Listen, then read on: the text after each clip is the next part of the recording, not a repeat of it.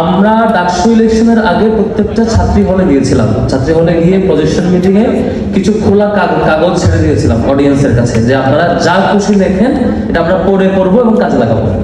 তো আপনারা দেখবেন আমরা এখন এমন কিছু কাজ করছি যেগুলো আমাদের ইশতেহারে ছিল না, আমাদের ওই ঘোষণাপত্রে ছিল না যে আমরা কি কি করবো ইলেকশনের আগে।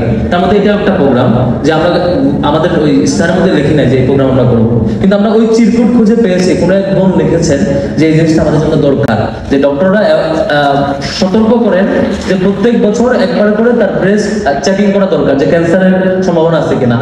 তখন আমি ফিল করলাম যেটা আমারও তো বাসায় ছোট বোন আছে, সে পড়াশোনা করছে, হয়তো এখানে না অন্য কোথাও পড়ে, অন্য কোনো প্রতিষ্ঠানে, তো আমারও মা আছে। তো আমি আমার ছোট বোনের জন্য যেটা ফিল করি সেটা যদি আমার বিশ্ববিদ্যালয়ের নারী শিক্ষার্থীর জন্য ফিল না করি তাহলে আমি তার প্রতিনিধি হওয়ার জন্য অযোগ্য। আমাকে ফিল করতে হবে আমার ছোট বোনের জন্য যেটা আমি ফিল করি। আমি কাগজগুলো খুললাম, আমরা খুলে যে কটা বিষয় পেয়েছি সেই কটাই আমরা প্রায়োরিটি দিচ্ছি। তার মধ্যে একটা ছিল রিডিং রুমে তারা পড়তে পারে না, এসি নাই। তো আমরা সবার আগে কাজ করেছি যে রিডিং রুমে আমরা এসি দিতে হবে।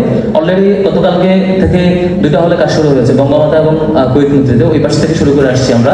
সেখানে রিডিং রুমে এসি লাগানো হবে ইনশাল্লাহ, সেটা বাইরের স্পন্সরে আমরা এটা ম্যানেজ করছি যাতে আমাদের বোনেরা ঠিকঠাক পড়তে পারে।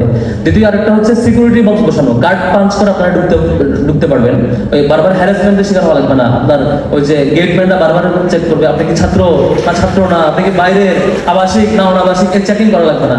কার্ড পাঞ্চ করবেন বা ফিঙ্গারপ্রিন্ট দিবেন বা ফেস রিকগনিশন ঢুকে যাবেন। সেটাও ওই 2টা হল দিয়ে শুরু করছি, ওই পাশ দিয়ে সলিড অফিস, যেহেতু ওই 2টা হল বেশি বঞ্চিত ওই পাশ থেকে শুরু করে আসছি। তো আমরা ওগুলো কাজে লাগাচ্ছি যেগুলো আমাদের ইশতেহারেও ছিল না বাট আমাদের চিরকুটে ছিল।